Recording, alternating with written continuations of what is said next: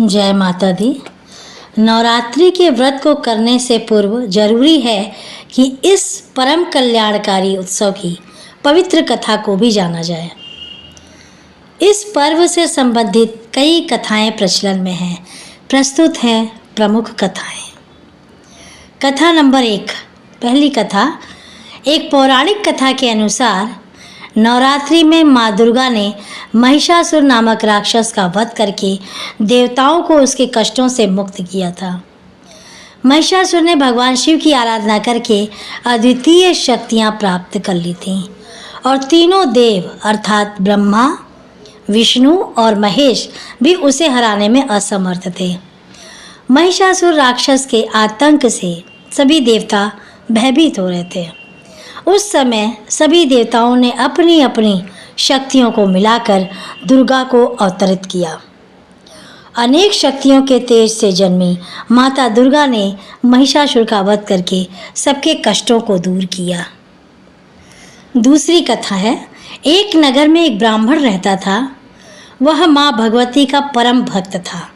उसकी एक कन्या थी।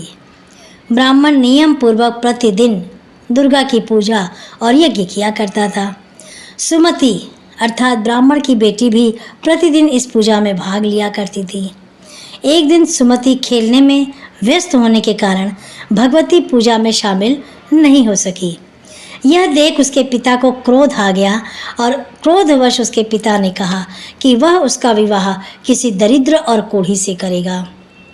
पिता की बातें सुनकर बेटी को बहुत दुख हुआ और उसने पिता के द्वारा क्रोध में कही गई बातों को सहर्ष ही स्वीकार कर लिया।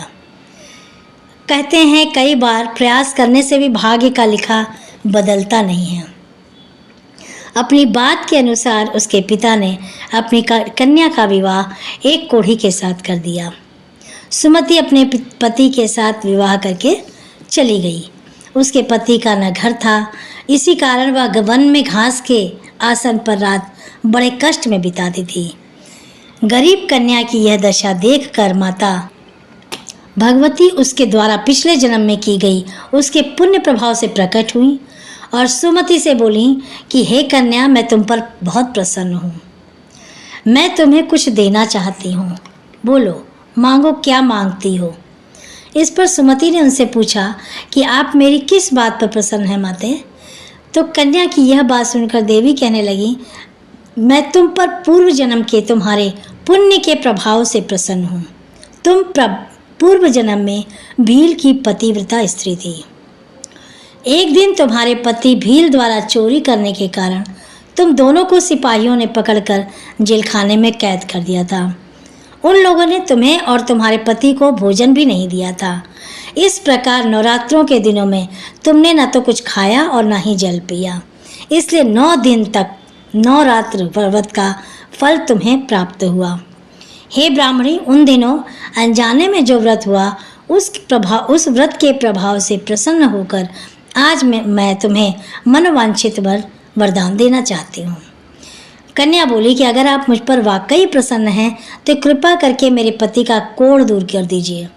माता ने कन्या की यह इच्छा शीघ्र ही पूरी कर दी और माता ने यह इच्छा उसकी शीघ्र ही पूरी कर दी। उसके पति का शरीर माता भगवती की कृपा से रोगहीन हो गया। तीसरी कथा। रामायण के एक प्रसंग के अनुसार भगवान श्री राम, लक्ष्मण, हनुमान और समस्त वानर सेना द्वारा आश्विन शुक्ल प्रतिपदा से नवमी तक 9 दिनों तक माता शक्ति की उपासना कर दशमी तिथि को लंका पर आक्रमण प्राप्त किया था। इस तरह नवरात्रों में माता दुर्गा की पूजा करने की प्रथा के पीछे कई कथाएं प्रचलित हैं, जिसके बाद से ही नवरात्रि का पर्व आरंभ हुआ और माता दुर्गा की पूजा होने लगी। जय जगदम्बे माँ।